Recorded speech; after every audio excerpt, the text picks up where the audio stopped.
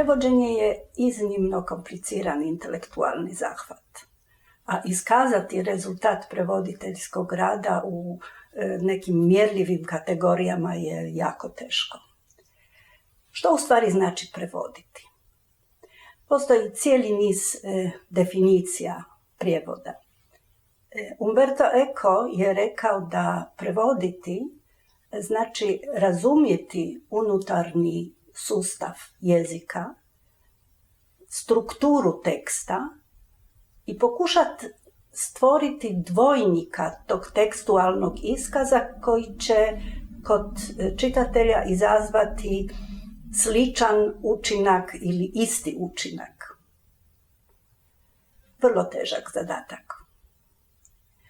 Danas sve više govori se o tome da je prevoditeljski rad podcijenjen i mnogi izdavači su postali toga svjesni. Stoga sve češće možemo na stranicama, na koricama knjige naći pored prezimena autora naći i prezime prevoditelja. Hrvatska javnost je imala priliku upoznati poljsku literaturu u prvoj polovici 20. stoljeća zahvaljujući Juliju Benešiću, polonisti, prvom lektoru na sveučilištu u Zagrebu, lektoru poljskog jezika, koji je jako puno prevodio.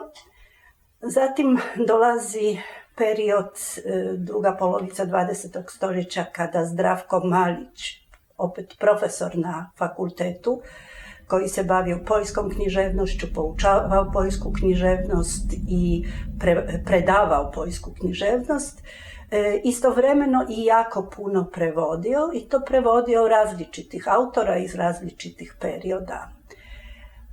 Danas u Hrvatskoj radi cijeli niz prevoditelja i zahvaljujući njihovom radu i njihovom umjeću možemo danas pratiti sva dostignuća poljske suvremene književnosti. Naravno, ne samo suvremene, prevode oni i starije tekstove, ali uglavnom hrvatska javnost može pratiti sve što se u toj poljskoj iznimno vrijednoj književnosti događa, a time i na neki način obogatiti hrvatsku kulturu. A ovo su neki od njih.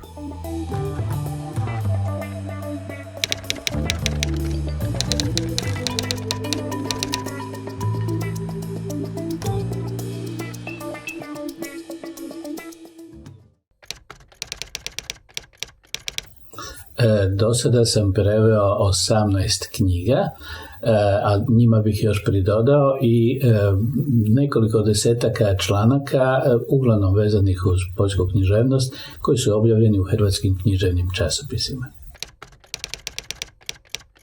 To je bilo krajem 80. godina, ja se točno datuma ne sjećam, kada sam se naprosto želio nakon obrane mog magistarskog rada malo odmoriti. I tada sam preveo knjigu koja me naprosto zabavljala i koja mi je, naprosto mi je ta vrsta posla vrlo godila u tom trenutku jer me odmarala od znanstvenog rada. Pa bavim se prevođenjem zato što vrlo cijenim prevođenje kao jednu dimenziju bavljanja književnošću.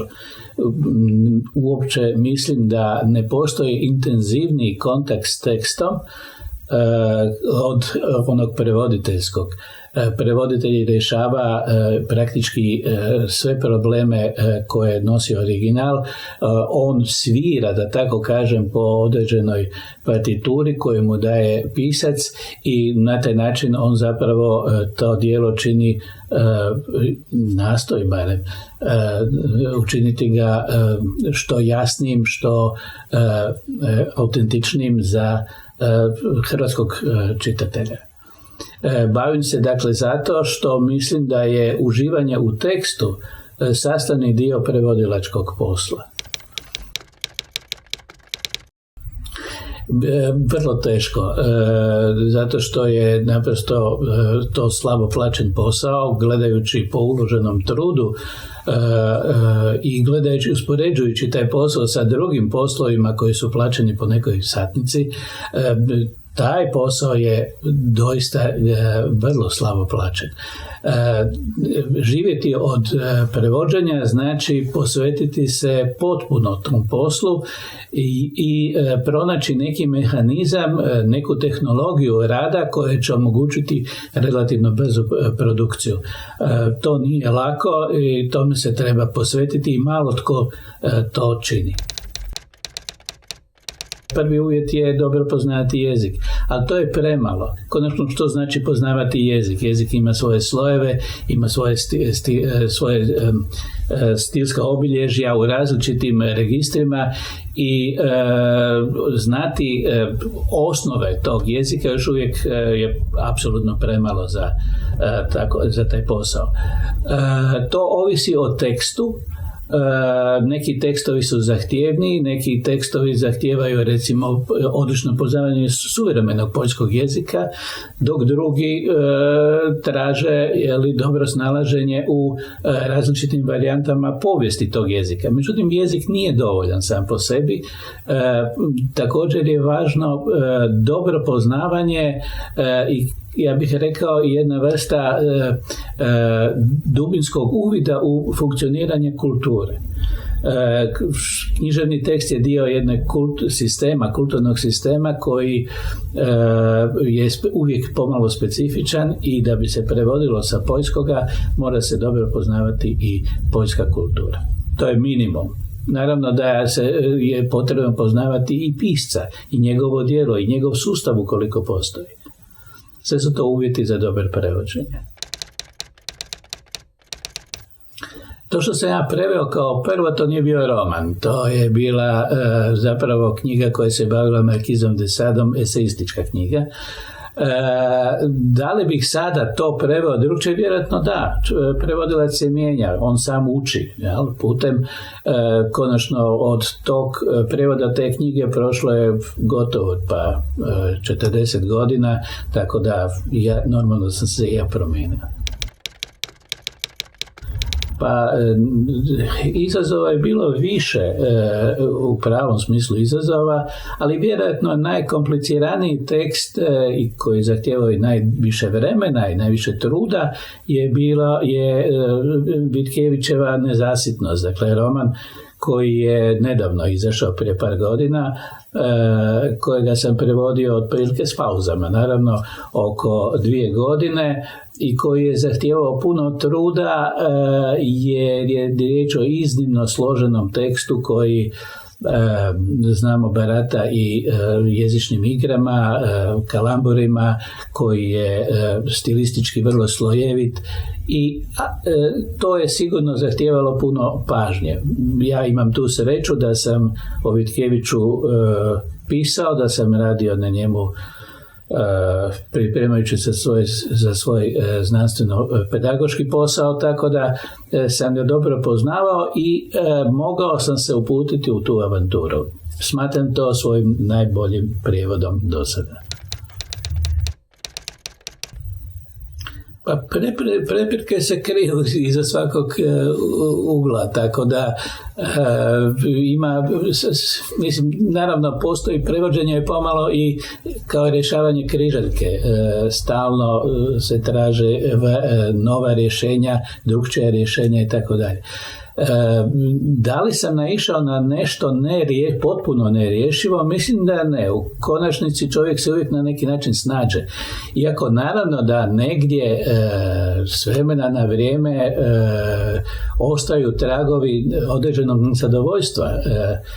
Nijedan prevedeni tekst nije konačni tekst. Uvijek se može prevesti i bolje i drukčije. Tako da ono što biva objavljeno u koricama knjige zapravo je samo jedna od mogućih varijanta. Prema tome, govoriti o problemima prevođenja, to znači zapravo govoriti o prevođenju općenito. To su, kao i neću reći rješavanje križaljke, u križaljci imamo konačna rješenja, ovdje nemamo konačnih rješenja i to je ipak razlika. Pa što se tiče prevođenja poljske književnosti, mi smo imali situaciju da je do negdje druge polovice 90. godina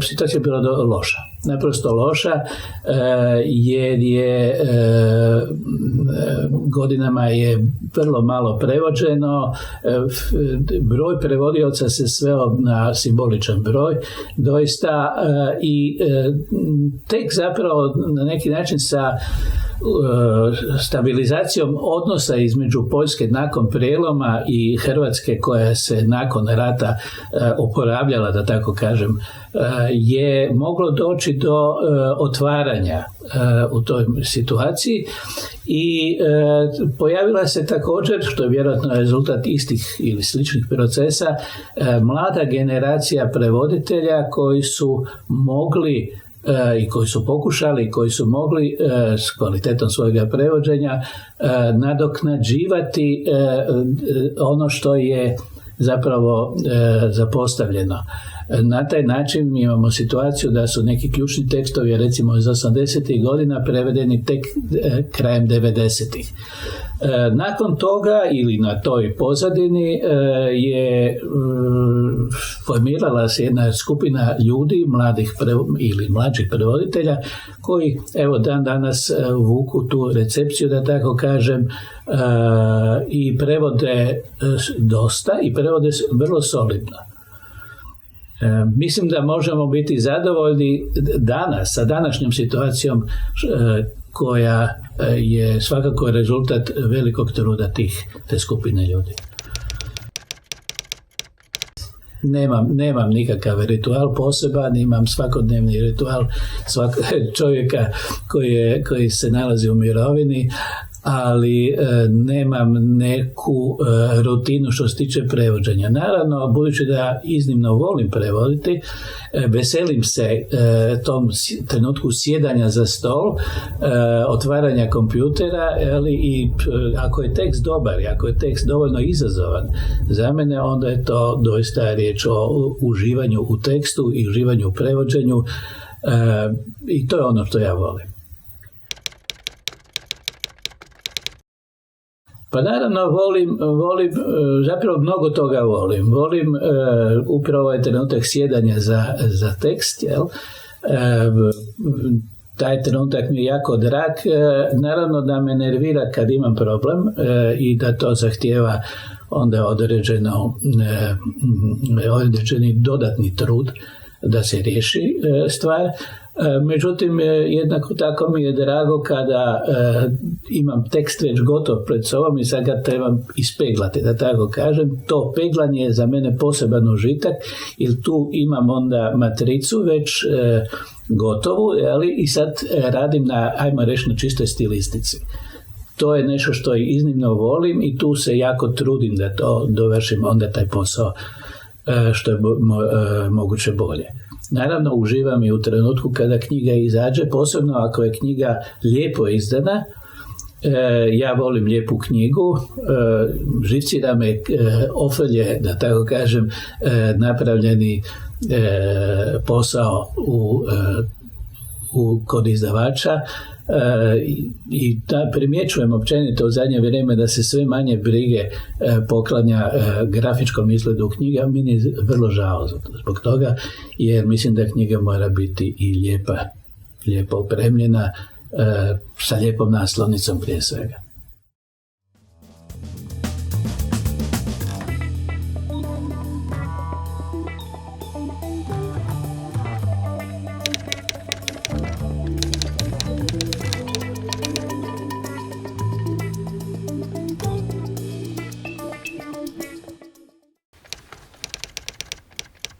Pa evo, 66. godine sam s mamom bio prvi put u Poljskoj, njoj je naša kćergarnja objavila knjigu pa me povela sa sobom. I to je bila naravno ljubav na prvi pogled. 67. sam onda upisao tu malu polonistiku tadašnju kao B predmet i nisam baš mislio puno o prevođenju. Više me je zanimalo kazalište, počinjao sam već kao novinar, sam imao svoju rubriku stalnu u Slovenskom listu i nekim drugim novinama. Ali na molbu kolega sam počeo i prevoditi, tako sam 72. vidim po popisu imao prvi prijevod na Radio Zagrebu Grohovjaka, ne sjećam se više naslova. To znam baš jer je okrugao broj 80 do sada. Naime, ja sam tek posljednjih nekoliko godina, otkako sam u mirovini, postao, da tako kažem, prevodilac sa punim radnim vremenom. Prije radio sam u kazalištu, novinarčio sam i nisam imao toliko vremena. Što se žanrova tiče, tu je podjela kod mene na dva dijela, baš radi tog mog rada kao dramaturga u kazalištu i prvih puno godina i recimo 40-ak naslova od tih 80 su zapravo drame. Ostalo su, u drugom dijelu mog rada su počele prozni naslovi dolaziti, romani, eseji, različiti žanrovi prozni. Poeziju nisam radio, osim nekoliko malih stvari, još na početku za djecu i pokušavao sam, ali nekako nije išlo. Pa najveći mi je izazov bio, jasno, Transatlantik, jer to je proza koju je zaista teško prevesti. Nije slučajno da nagrada međunarodna nosi naslov Transatlantik za prevođenje i nije slučajno da profesor Malić nije stigao, bez obzira na svoju ljubav prema Gombroviću, nije stigao prevesti Transatlantik. Još sam si otežao posao time što sam odlučio početi svoj prijevod sa prvih onih 10 kartica koje je napravio još profesor Malić i sad je tu bilo jako teško nastaviti u tom stilu. Odjednom sam se suočio sa time da ja mali radim nešto što je moj veliki profesor zapravo započeo. Jel? I osim toga promijenio se jako jezik. U tom trenutku, recimo, Malić je imao poklisare i veleposlanike koji su odjednom postali dio službenog jezika, a prije su bili stilski obojeni. Transatlantik ponovo, jer čim sam pročitao prijevod kad je izašao i dobio sam za njega i nagradu Iso Velikanović, republičku, zahvaljujući profesoru Blažini koji je tada bio u žiriju, odmah sam uočio što ne valja, odnosno što bih napravio drugačije. Pa jasno da svakom prevodiocu pomogne internet. Ne toliko u rječničkom smislu, jer rječnici internetski, to dobro znamo svi skupa, da su prilično nepouzdani, ali opet nude neke varijante do kojih ne bismo došli, ali su nam puno lakše dostupni konteksti određeni i tu je sa internetom daleko lakše nego što je prije bilo raditi. Pa eto, ja sam nekako želio pisati, počeo sam objavljivati, čak je bilo zamijećeno prvih 2-3 novelete u ovom omladinskom tisku tadašnjem, ali sam shvatio da nemam dovoljno tog talenta da budem dobar pisac. Međutim, kao čovjek koji se cijeli život bavio riječima iz takve obitelji, znao sam da mogu dobro prevoditi, odnosno da ću moći dobro prevoditi. Pa posljednjih godina se prevodi sve više zahvaljujući i tim evropskim fondovima, zahvaljujući Institutu Kšonški i njihovim dotacijama, ali nama prevodiocima, pa i čitateljima, vjerujem pasioniranim, nikad dovoljno. Jer je u Poljskoj, poljska literatura uvijek jaka, uvijek ima jako, jako puno novih, dobrih imena. Pa mladi kolega Adrian Cvitanović živi od prevoditeljskog rada. Ja nisam nikad mislio da bi se tako nešto moglo i odvraćao sam ga od toga. Ali to je mukotrpan život, to je barem 10 sati dnevno za računalom i to je jako su tu duga razdoblja čekanja na honorare i jako duga. Egzistencijalno je to vrlo, vrlo nesigurno. Pa imao sam sreće da mi je nekoliko knjiga, pa i Transatlantik ponudio Sejid Serdarević i bdio nadamnom dok sam radio i dao mi dovoljno vremena da dovršim to na svoj način. Ostalo, uglavnom, ja predlažem nakladnicima. Teško mi je, jedanput sam samo ili dva put radio knjige po narudžbi i to mi je bila velika muka. Da, ja sam sad evo malo već u godinama, pa onda se neke stvari osporavaju, ali mora se svaki dan sjesti za računalo. Bez obzira na raspoloženje, bez obzira na nadahnuće, bez obzira na fizičko stanje, mora se svaki dan sjesti i pokušati barem napraviti nekoliko kartica. Koji put tu bude 3, 4, a koji put bude i 10. Moram priznat sad da sve češće, odnosno moram imati 3 ruke, takozvane. U prvoj ruci samo ukucam ono što mi prvo dolazi, onda uredim, a u trećoj onda laštim, glancam, što bi se reklo prijevod. Pa ja sam, ako je riječ o Olgi Tokarčuk, ja sam Olgu prevodio prije nego je postala Nobelovka i bio sam uvjeren da će postati Nobelovka i to sam mnogima rekao i svi su me gledali onako smiješeći se s nevjerovanjem. Nisam ni ja bio posve uvjeren s obzirom na Šimborsku koja je dobila 20 godina prije Nobela, pa sad 2 Poljakinje, 2 žene za redom u tako kratkom razdoblju nije bilo vjerovatno, ali Olga je tako velik pisac da je taj Nobel morao doći. Pa svaka prepreka se na kraju nekako riješi, uspješnije ili bezuspješno.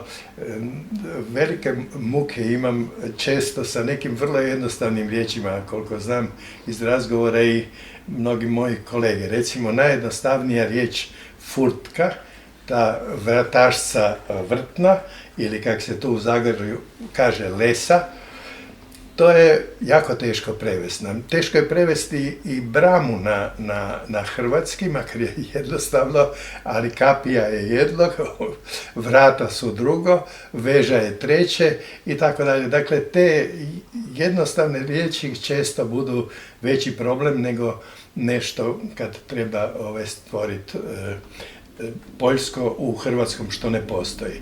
Imam i problema s druge strane da me pitaju moji čitaoci da šta mi to znači poldrug. A poldrug je jedna hrvatska riječ, meni najnormalnije poutora je adekvatna riječ je hrvatski poldrug, ali ju možda 1% ljudi zna kao takvu. I sad mi neki kažu, evo, tebe sam preuzeo i sad tako pišem. Ima puno, ja sam tu dijelom iz Zagorja, moja baka i taj dio je odavde, zagorski, onaj ko zna kajkavski, taj puno stvari lakše prevodi s poljskoga nego neko ko je isključivo dolje s juga.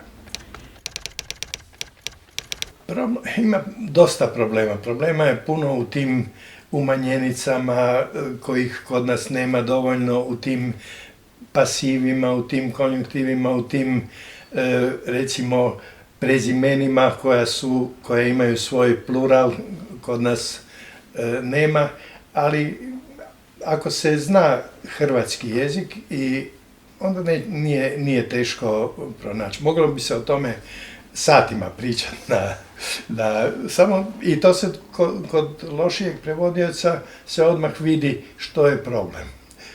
Kod boljeg prevodioca koji je slobodan i koji barata hrvatskim, nije teško riješiti većinu problema. To je teško teško mi je reći, ali ja imam dvije autorice koje jako, jako volim. Jedna je Olga, jasno, Tokarčuk, druga je Joana Bator, koja je nakon prve knjige koju sam preveo, Pješčana gora, me strašno osvojila. Onda je imala 10 godina neuspješnih naslova i sada je ponovno sa svojim novim romanom Goško mi pokazala zašto sam ju odmah na početku zavolio. Imam još ljubavi, kao što sam u dramskom dijelu imao Jasno Mroška i strašno, silno sam uživao prevodeći operetu Gombrovićevu i strašno mi je žao da nijedno kazalište u Hrvatskoj se nije usudilo ju postaviti. Eto, opet Goško, Joana Bator i nadam se da će iduće godine izaći. Prije mjesec dana sam predao Stašukov Pševuz i nadam se, očekujem ga do kraja ove godine.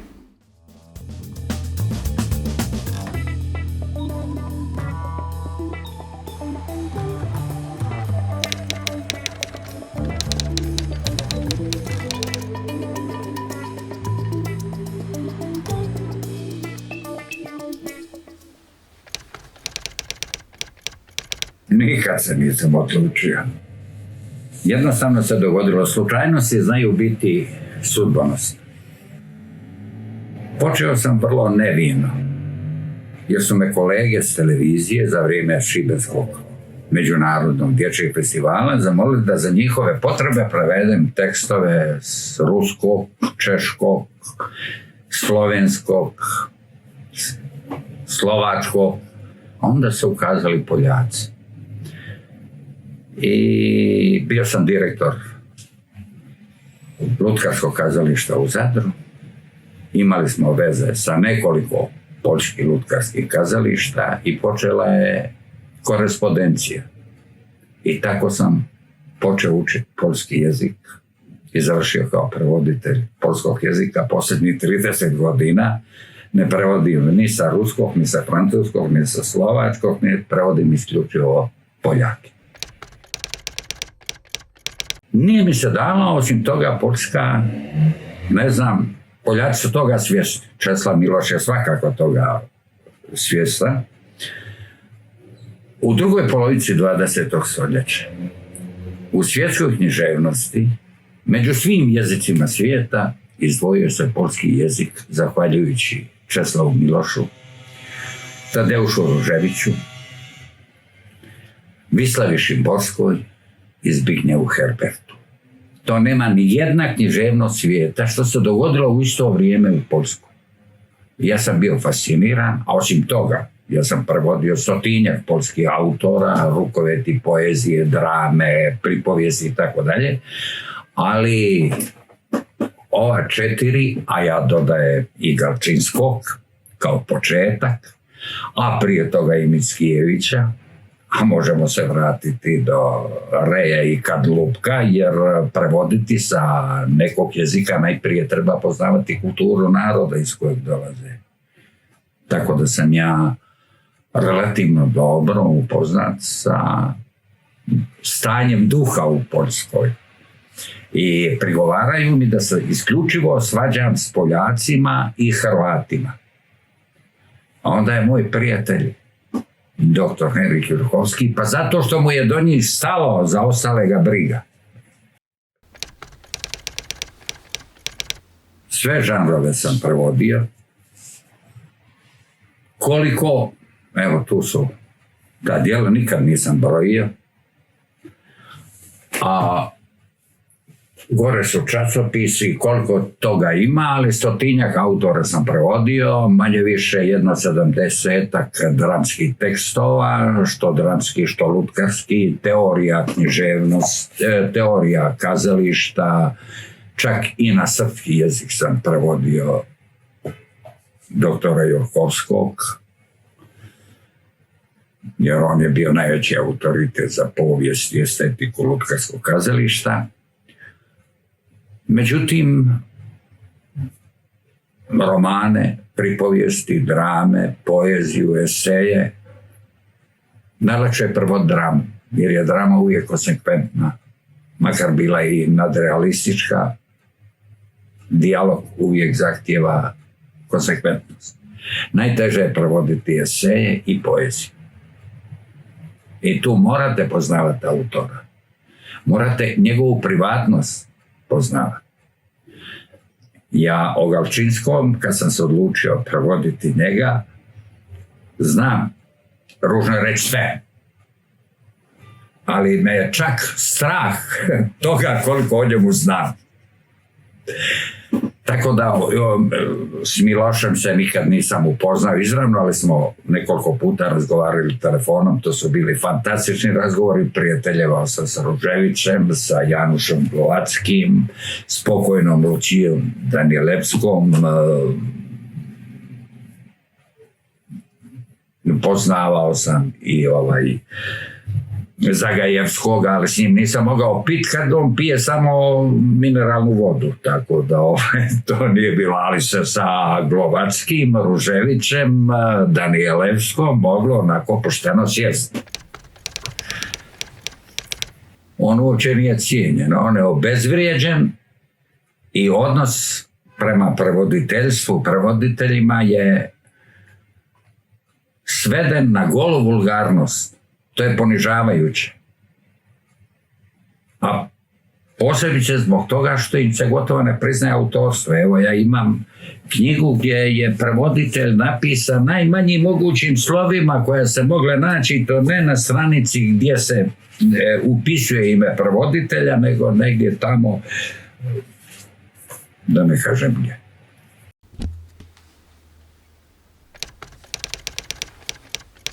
Prema Poljskoj, kao i prema svakoj drugoj književnosti, nakladnika ne zanima što izdaje. Nakladnika zanima koliko će mu se isplatiti. Nevjerojatne su muke prevoditelja u razgovorima sa nakladnicima. Ja znam da nakladnici imaju svojih problema i svojih troškova i tako dalje, i ja u to ne ulazim, oni su za tu avanturu, za tu pustolovinu odlučili, ali njihov odnos prema prevoditeljima je ponižavajući. Zbigniew Herbert, premda svako kojeg sam prevodio, to vrijeme sam živio s njim i bio sam njegov, danas bi moderno bilo reći, fan. Ali Zbigniew Herbert, čovjek, hiperborejac, kojega ja doživljavam kao najvećeg mediteranskog pjesnika poslije Homera. On je čudo.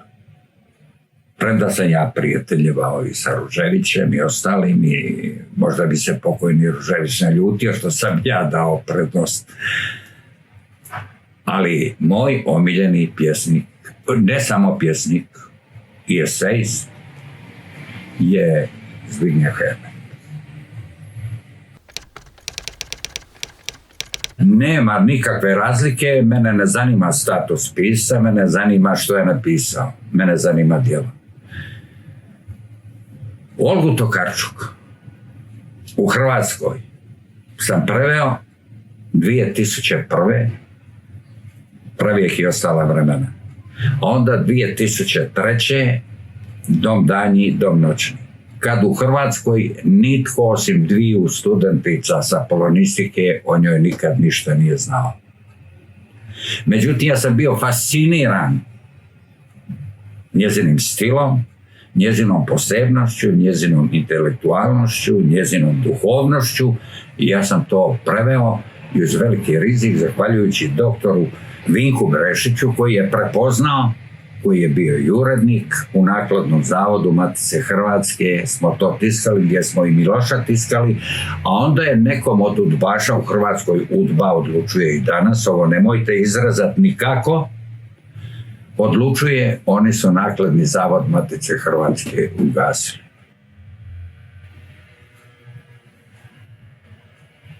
A tamo je, upravo je tamo objavljena Olga Tokarčuk. I oni su prepoznali Olgu Tokarčuk. Tamo je objavljen i Miloš. Tamo su objavili i Vojtilu, nažalost, jer je urednica bila veći papa od pape. Ne ponovo, ja stojim iza svakog svog prijevoda i ponovo ga prevodio ne bi. Ali postoje dijela koji mi je žao što, recimo Mareka Hlaska. Sva njegova dijela bi preveo. Preveo bi kompletnoga Herberta. Ali imam godina koliko imam, a nakladnika nemam koliko nemam. I onda čemu? Ima li suvremeni raison d'etre i ima li kvalitete koje su nužne za nešto što bi se zvalo literatura? I ništa više ne odlučuje. Nikakva ideologija, nikakva konfesija, nikakva nacionalnost. Meni ništa. Hrvatski jezik je fleksibilan, nisam naišao ni na jedan frazem u poljskom jeziku kojem adekvatni frazem nisam mogao pronaći u hrvatskom. Tako da ja poslije čitam jednostavno normalno.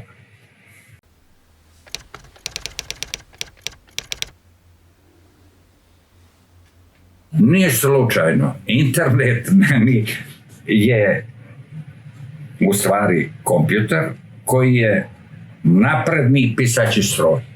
Da mogu prebaciti tekst, izmijeniti, konstruirati i poslati e-mailom, ja dalje ništa o tome ne znam.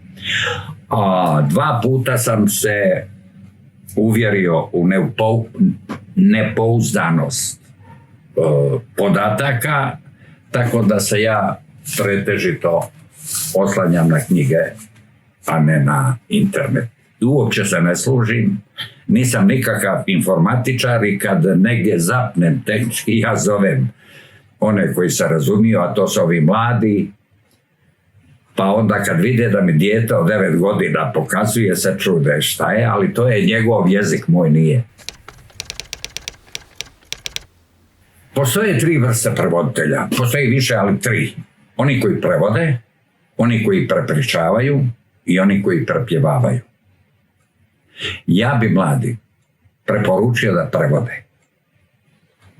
Da ne prepričavaju, a zapanjili biste se, ja sam slučajno u dokolici uspoređivao prijevode i originale, i to klasika, recimo Tolstoja, tako dalje, pa tamo sve prepričam. A ja hoću osjetiti miris jezika s kojeg je to prevedeno. Ja hoću sintaksu autorovu, a ne moju. Jer ja sam nebitan, ja sam kao prevoditelj sluga onoga koga prevodi. Prema tome, nema razlike je li on Nobelovac ili nije Nobelovac. Statut njegov me... Ja sam bio fasciniran, recimo rečenicom gospođe Olge Tokarčuk. Pa si od prvog trenutka kad sam otvorio knjigu i počeo čitati u vlaku između Varšave i Beča. Onda se moglo pušiti u kupeu, moglo se imati bocu vina i sendvič za svaki slučaj i bilo je divno putovati i čitati Olgu Tokarčuk. Naravno, u vlaku sam ja čitao i druge autore, ali mladima bi preporučio da ne uzimaju tuđe prijevode, da ne prevode sa sličnih jezika i ne potpisuju kao svoje i da ne vrijeđaju autora, da poštuju autora, da ne krivotvore, da ne lažu i da ne kokošare. U Hrvatskoj je toliko kokošara, toliko koterije, toliko kartela, toliko klanova, da čovjek kad sve to sabere u glavi dođe mu da se izriga. Prekrasna riječ, izriga.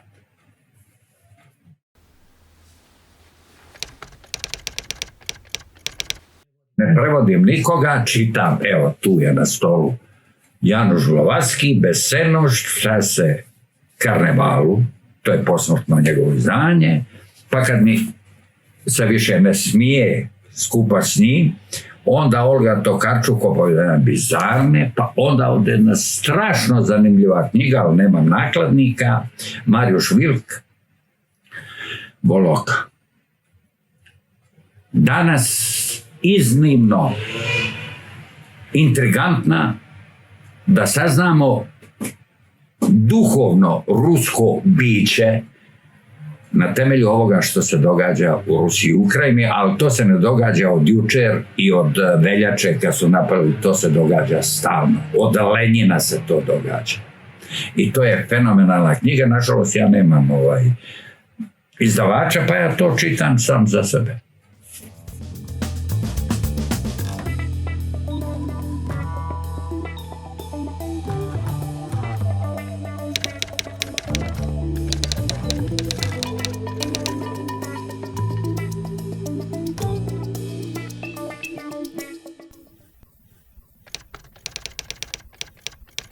Moja priča s prevođenjem s poljskoga je zapravo počela na faksu.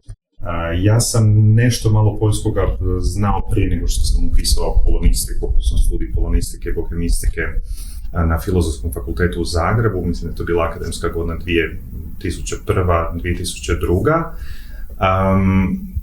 U startu sam znao da ću se baviti književnim prevođenjem, a ljubav prema slavenskim jezicima i slavenskim kulturama je jednostavno odvela me u tome smjeru i znao sam da ću u nekom trenutku, ne znajući točno kada, ali da ću se početi baviti književnim prevođenjem s poljskoga, s češkoga. Tako da, evo, to je, ja bih rekao da je taj odnos nekakav i želja za prevođenjem počela zapravo na fakultetu za vrijeme studija. Pa mislim da je, barem kad su u pitanju slavenske književnosti, u startu možda lakše, zato što je riječ što jezicima koji su srodni hrvatskom, kao što je poljski srodan hrvatskom, pa je misao u neku ruku možda lakše prenijeti na hrvatski, ako naravno i tu postoje razlike, niti Poljak razmišlja na isti način kao Hrvat i obrnuto. Međutim, rekao bih da ta genetska srodnost u svakom slučaju olakšava sam prevoditeljski proces, iako što se tiče recimo nekakve težine prijevoda, to više manje uvijek ovisi o samome piscu, odnosno o tekstu koji se prevodi. Dakle, tekst može biti podjednako težak ili podjednako lagan, bilo da je on napisan na poljskom ili na engleskom, na češkom, na ruskom, na španjolskom. To je nebitno, ali rekao bih da je možda u neku ruku zapravo čak i lakše, s obzirom da je riječ o jeziku i kulturi koja je nama kao Slavenima ipak bliža nego što je to recimo nekakva nordijska kultura, skandinavski jezici i tako da, evo. Trenutačno bih rekao najvažnije mjesto, s obzirom da sam zapravo već koliko to 10-15 godina aktivno se bavim prevođenjem i aktivno se bavim književnim prevođenjem. Ja sam odrastao u obitelji u kojoj se isto dosta čitalo. Moja mama je strastvena čitateljica, gutačica knjiga. Moja tetka, dakle mamina sestra, ona je akademik, stručnjak za stariju hrvatsku književnost, odnosno za stariji hrvatski jezik. Tako da je knjiga nekako uvijek bila prisutna, međutim od malena pa evo do dana današnjih zapravo uvijek sam se bavio s više stvari, uvijek su one nekako ispreplitali, ja generalno gledano smatram da i književnost, i film, animacija, glazba, dijelom su zapravo iste te nekakve filološko-umjetničke obitelji i uvijek se one nekako, barem u mom životu, isprepliču i tu su negdje. Pa iskreno, gotovo svaki, jer za svaki imam premalo vremena, jer sam ja dosta spor prevoditelj i picajzlast, što bi se reklo, tako da nikad mi dovoljno vremena.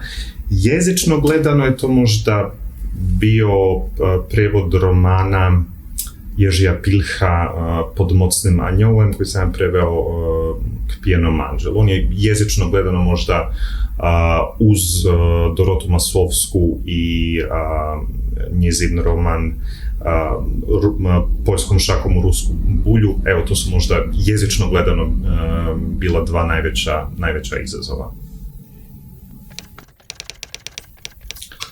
Mislim da bih vrlo vjerojatno svaki svoj tekst želio ponovno prevesti. U načelu uvijek se vraćam na ono što sam preveo, uvijek se ostavim dovoljno vremena da barem još jednom prođem kroz sam prijevod. Tu velim najveći neprijatelj, mislim da to nije slučaj samo sa mnom koji sam, eto kao što sam već rekao, spor prevoditelj.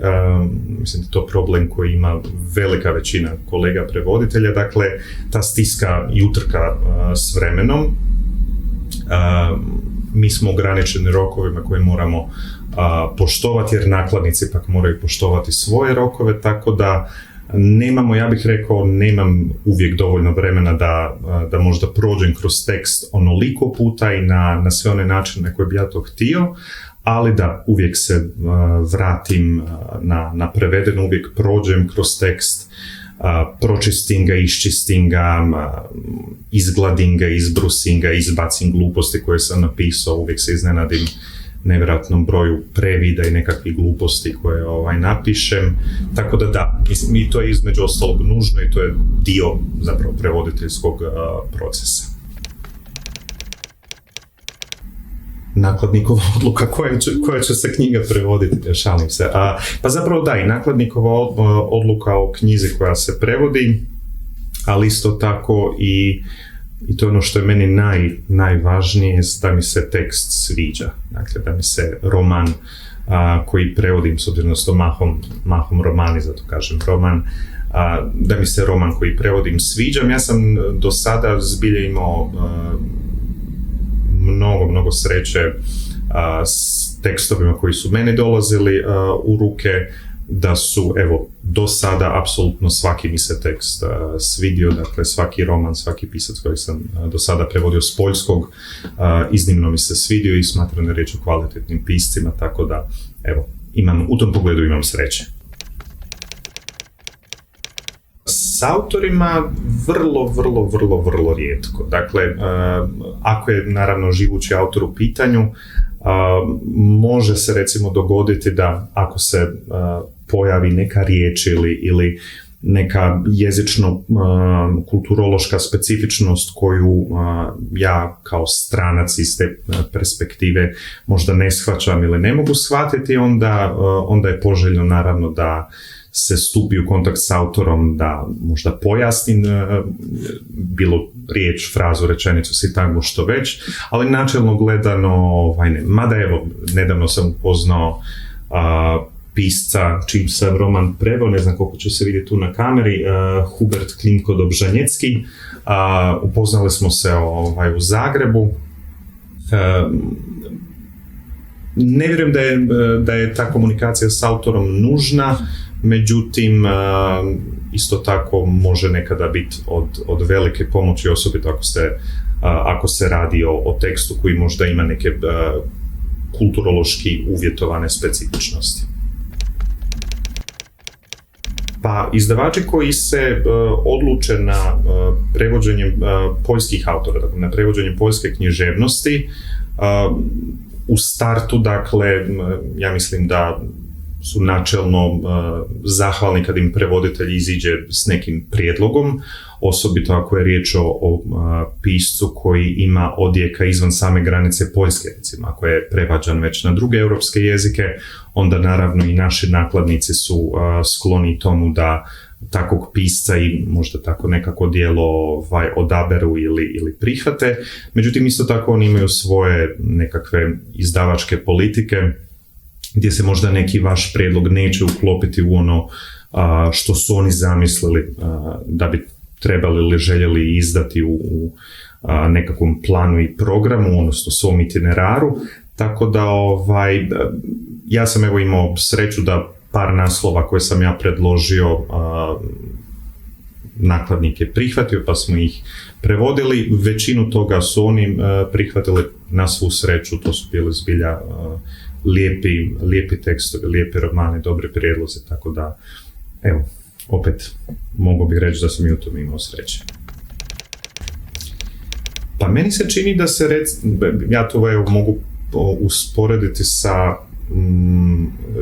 s češkim. Čini mi se da se objavljuje zapravo iznenađujuće visok broj poljskih autora. Naime, Poljska, kao što neki znaju, a neki će možda sad i doznati, ima tu jednu instituciju koja se zove Institut za knjigu, koja se više manje bavi zapravo promocijom poljske književnosti izvan granica Poljske, na način što financira ili sufinancira prevođenje relevantnih poljskih književnih dijela na druge europske i svjetske jezike, tako da čini mi se da se zapravo u Hrvatskoj, s obzirom na to koliko smo mi tržište, s obzirom na čitalačke navike našeg naroda, mislim da se zapravo izdaje sasvim pristojan broj poljskih autora. Naravno, meni kao prevoditelju, ja bih volio možda da se izdaje toga još više, da Institut za knjigu financira još više autora i dijela, ali o tom potom. Trenutačno prevodim dva naslova, prevodim dvije knjige, jedna je autobiografija pokojnog irskog pisca i umjetnika Kristija Brauna i prevodim jednog poljskog autora, Mikołaja Łozинskoga, roman pod nazivom Stramer.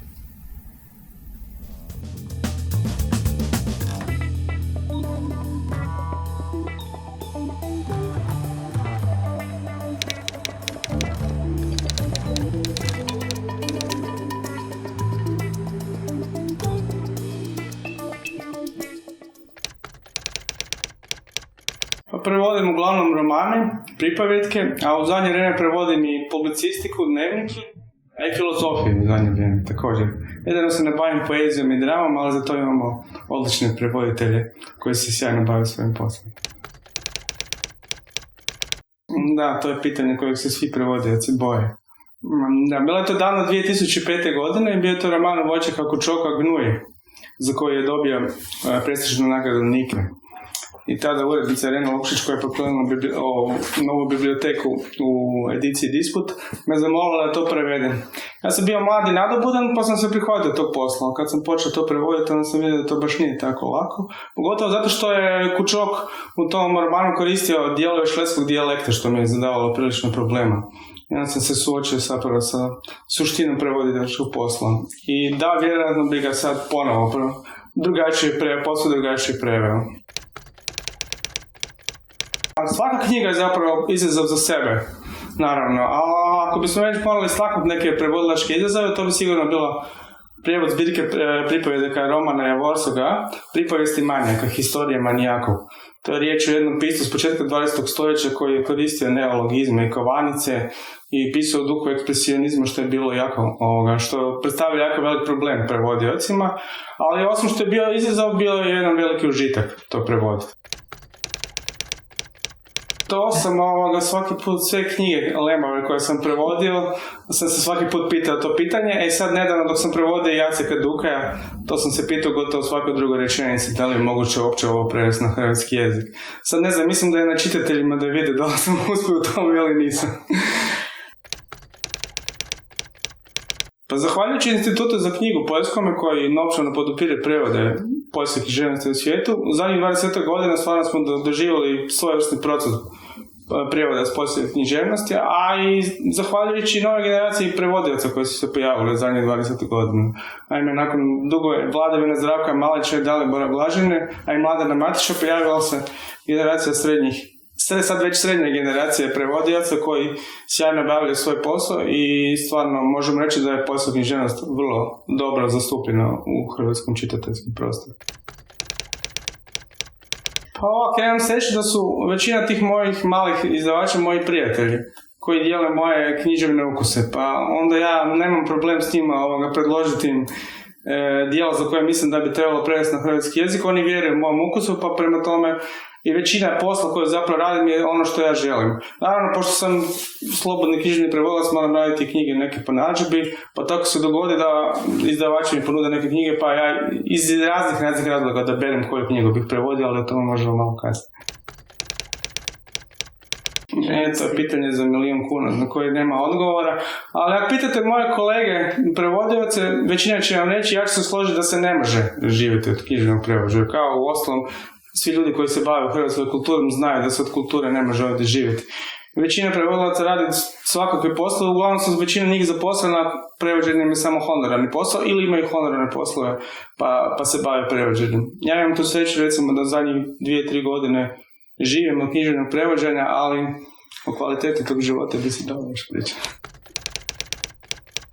Pa ja mislim da nije problem sami jezik, nego stvari koje stoje dok se čovjek bavi prevođenjem. Dakle, to su ili ono što prevodite, svoje vaše vlastite sposobnosti, ili ono s kim radite na tom prevodu. Dakle, na primjer, izdavaču ili uredniku s kojim surađujete na tom prevodu. Pa sad u ovom digitalnom svijetu je jako lako biti u vezi s nekim, ne samo sa jezikom, nego i s ljudima. Međutim, najbolji doticaj naravno sa živim jezikom je najbolje otići i razgovarati sa živim ljudima. Ja imam tu sreću da imam neke prijatelje u Poljskoj, pa tu i tamo odem u Poljsku, ne toliko često koliko bih htio, a svaki 4 godine odem na taj svjetski kongres književnih prevodilaca koji se održava u Krakovu i koji Institut za knjigu održava svaki 4 godine. Pa nisam odustao od prevoda, jer nisam imao razloga, ali mi se dogodila jedna situacija da sam odustao od mogućeg prevoda zbog samog nosioca prava. Naime, ja sam sa svojim izdavačem već bio preveo jednog romana Milana Bjeloševskoga, Uspomene iz Vašovskog ustanka, i tražili smo izdavača nositelja prava, autorska prava, međutim oni se nisu mogli dogovoriti, bilo ih je više, nisu se mogli dogovoriti nikako ko ima pravo i stalno su nas zavlačili i zapravo to je jedini prevod od kojeg se odustao zato što se jednostavno nismo mogli dogovoriti sa nositeljima prava. Znamo svi kakvom je položaj kultura uopće u našem društvu, a kamoli te književnih prevodilaca. Ali srećem imamo društvo hrvatskih književnih prevodilaca koji zadnjih par godina radi na promociji hrvatskih prevodilaca i na podizanju statusa samih književnih prevodilaca. Već u zadnjih par godina se događa, često možete vidjeti da se na naslovnicama knjiga piše ime prevodioca, a i društvo radi u suradnji sa ministarstvom na puno toga projekta koji bi trebali podići vidljivost samih književnih prevodilaca, tako da se utječe na svijest čitatelja javnosti da knjige koje čitaju neko prevodi. Pa sad trenutačno prevodim jednu zanimljivu knjigu, to je novinara Ksaverija Prušinskoga. On je za vrijeme Španjolskog građanskog rata bio 1936-1937 bio u Španjolskoj na strani republikanaca i pisao je izvješće za tadašnji časopis Svijet mošći literatski. I ta izvješća su kasnije ukomponirana u knjigu koja je stvarno sjajna, donosi neke uvide iz prve ruke i vidi se zapravo situacija ne samo iz vizure španjolskih boraca, nego i neovisnog promatrača koji zapravo nije direktno upleten u događanja, a vidi cijelu sliku. Ta knjiga je, mislim da bi mogla biti jako zanimljiva domaćim čitateljima, ako ni zbog čega, barem zbog Orwella koji je napisao tu knjigu sličnog naslova, a Prušinski ga je preduhitrio, pojavio je godinu dana ranije. Pa kod mene, ali mislim da će nam većina književnih prevodilaca zapravo reći da je zapravo niti zanat, niti poziv, nego jednostavno život. Znači, mi smo ljudi koji živimo s knjigama i okružili smo cijelo vrijeme s knjigama i zapravo to prevođenje samo, barem u mojem slučaju, ali vjerujem i u većini slučajeva, većini prevodilaca, zapravo posljedica dugotrajnog čitanja i svakodnevnog kontakta sa samom knjigom. I to čitanje je zapravo kod mene potaknulo tu želju za prevođenjem zapravo i da približim neku kulturu i neke knjige za koje mislim da bih želio sam čitati u hrvatskom prijevodu.